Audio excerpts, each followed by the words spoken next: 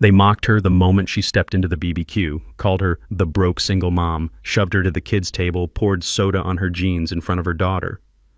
Her old friends jeered she probably had a husband scrubbing dishes in their sad little rental.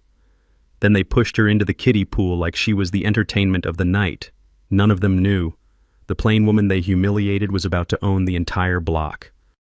Until the black SUVs rolled up, and her husband, Commander Gavin Callahan, stepped out and crushed their world with military-grade silence.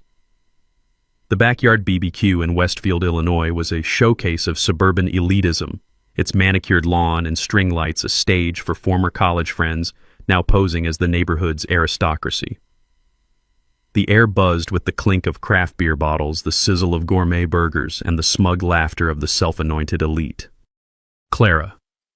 Wynn arrived quietly, her young daughter trailing behind, dressed in an old t-shirt and faded jeans, her hair in a simple bun, her plain face betraying no hint of ambition.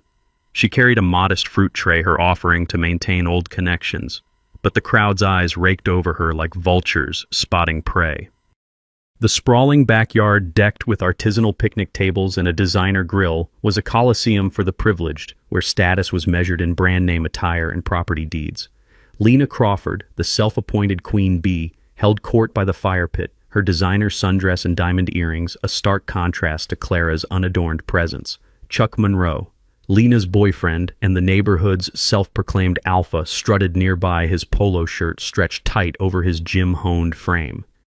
The guests, a mix of hedge fund managers, real estate brokers, and stay-at-home influencers, sized Clara up with sneers, their whispers a mocking rhythm. Clara's gaze, sharp and unyielding, scanned the lawn with the precision of a strategist, but her unassuming demeanor made her invisible to the elite who ruled the party.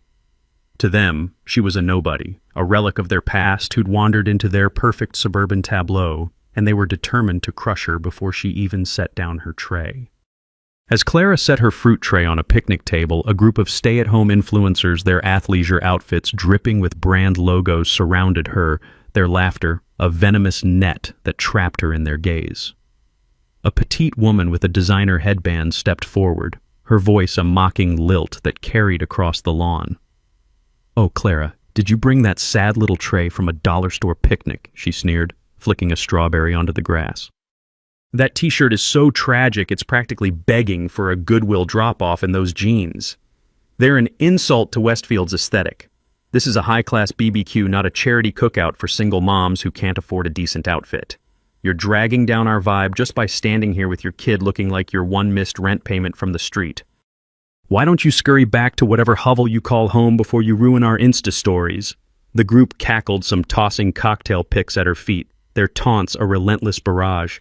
Clara adjusted her tray, her movements precise, her face a mask of stone, but the weight of their scorn pressed like a physical force, the audience's rage surging at the orchestrated public shaming that targeted her contribution and motherhood. The humiliation began the moment Clara stepped onto the lawn, her daughter clutching her hand. Lena Crawford, perched on a wicker throne, scanned her from head to toe with exaggerated disdain, her voice a venomous purr that carried over the chatter.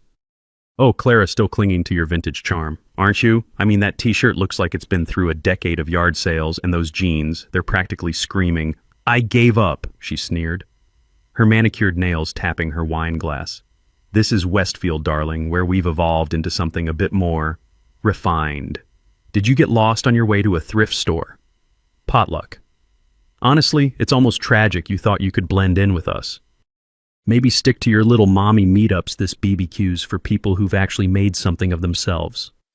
The crowd erupted in laughter, their craft beers raised as they leaned in, savoring the sport.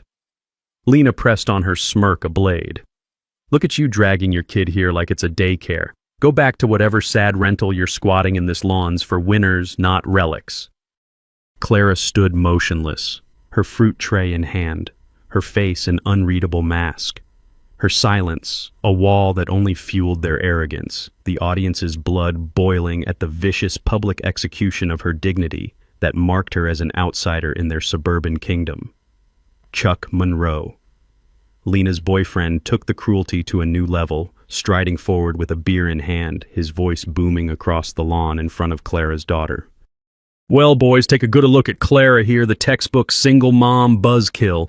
He jeered, his polo shirt straining as he gestured at her. That's a red flag if I've ever seen one. Look at her rocking the Goodwill aesthetic like it's a personality trait.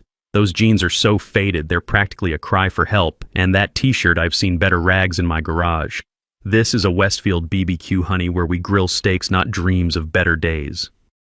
You're bringing down the vibe just by standing here with your kid looking like you just rolled out of a budget motel. Why don't you scuttle back to whatever hole you call home and leave the grown-ups to party?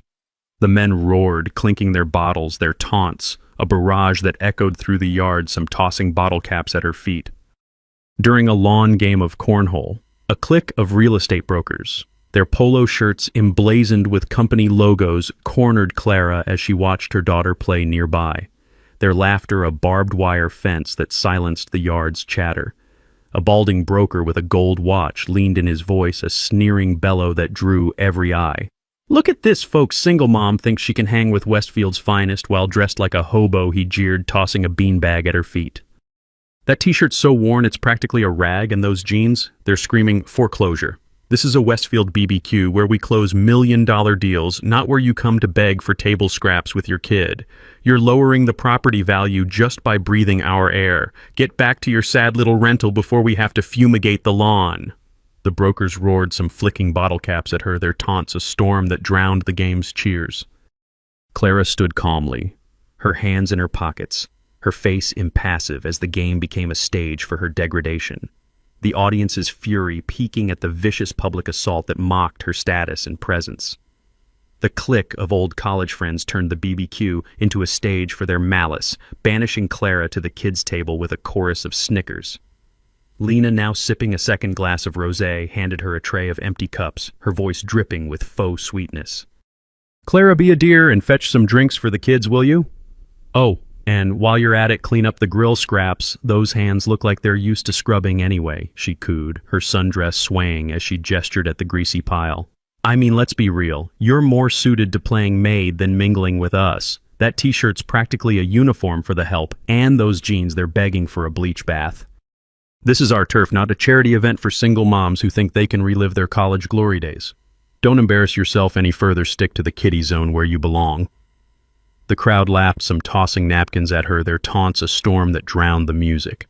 As Clara helped her daughter with a plate of food at the buffet table, a group of tech entrepreneurs, their smartwatches glinting, gathered around their laughter, a venomous chorus that silenced the nearby chatter.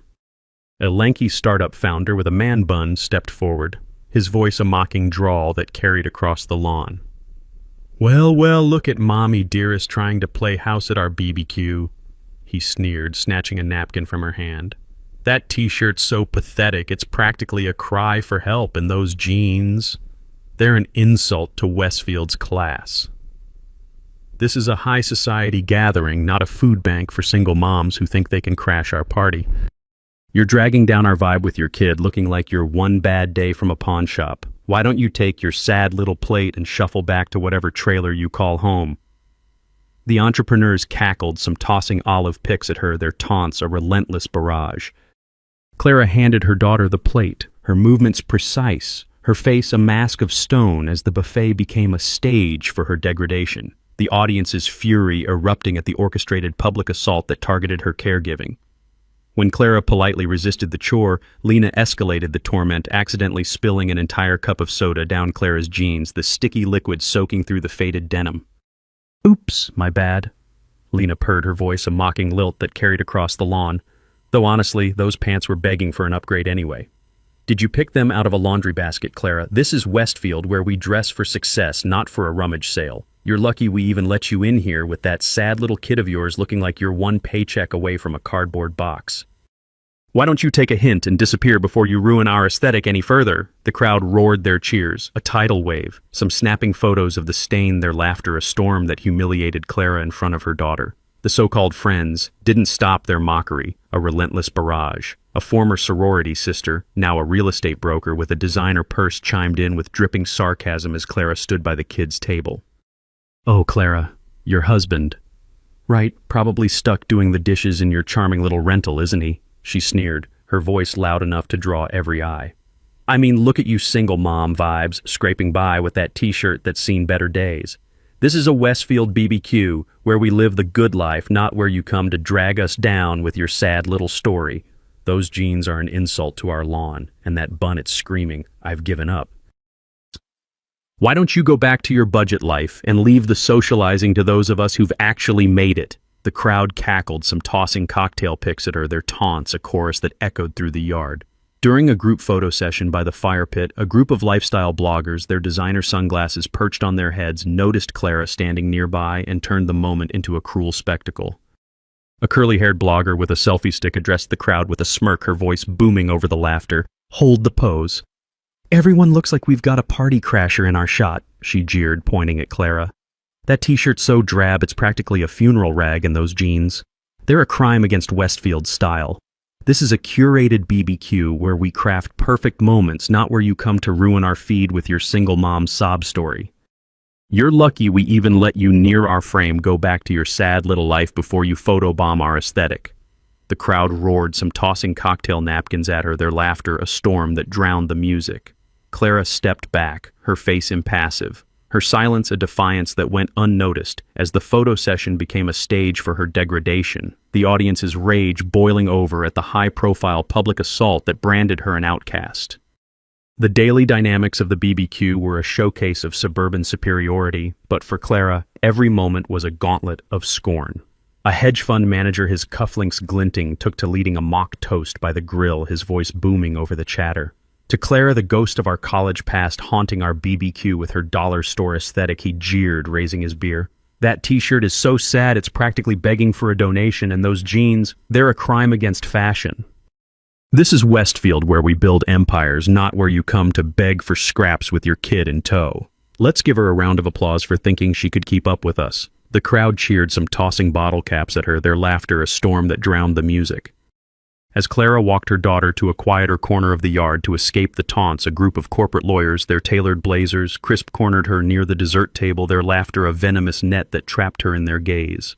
A gray-haired attorney with a gold pen in his pocket stepped forward, his voice a sneering roar that carried over the crowd. "Well, look who's hiding our very own broke mom trying to blend in with Westfield's finest," he taunted, tossing a cupcake wrapper at her feet.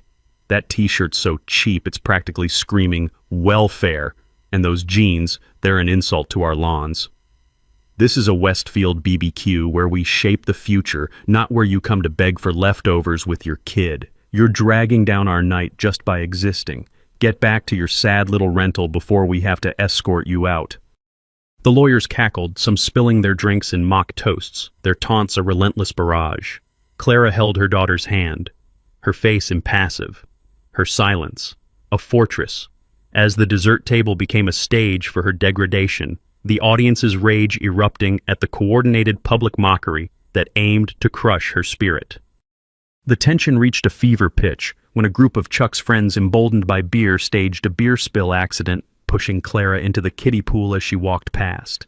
Chuck led the charge, his voice a mocking bellow that silenced the yard. "Whoops, looks like single mom took a wrong turn into the splash zone," he roared, accidentally dumping his beer onto her, the liquid soaking her t-shirt as she fell into the shallow water. "Those jeans needed a wash anyway, honey."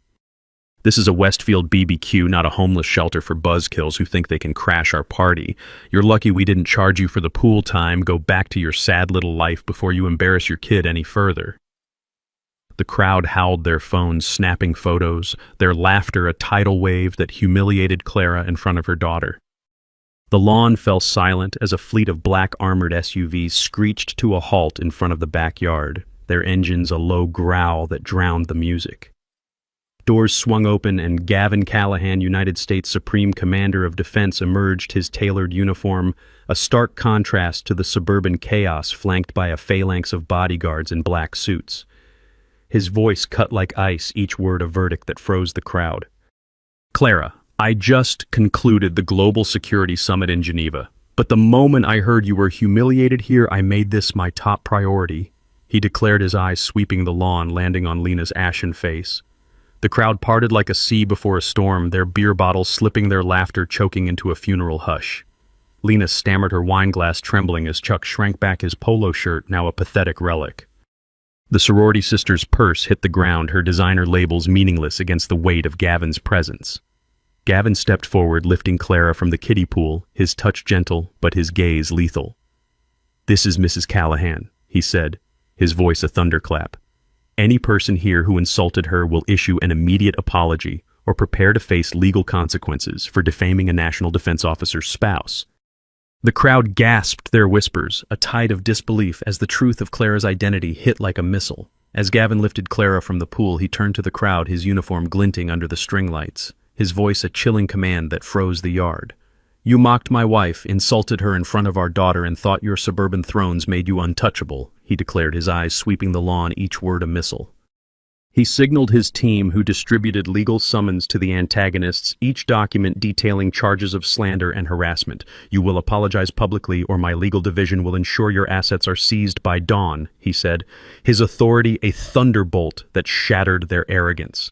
Lena's face collapsed, her wine glass trembling as Chuck's bravado crumbled, his audit notice clutched in shaking hands. The crowd watched stunned as the antagonists knelt, their apologies stammered through tears, their shame a public spectacle. Gavin's tablet glowed as he initiated property liens, the press scribbling furiously, their headlines framing Clara as a queen. The audience's satisfaction soared as the antagonist's pride was crushed, their world undone by Gavin's military-grade power broadcast across the lawn for all to witness. Clara stood beside Gavin, her drenched t-shirt and jeans a badge of her endurance, her silence a force that suffocated the yard. Gavin's voice boomed again, his authority non-negotiable. "As of this morning, I own this entire neighborhood," he declared, his eyes locking on Chuck's trembling frame.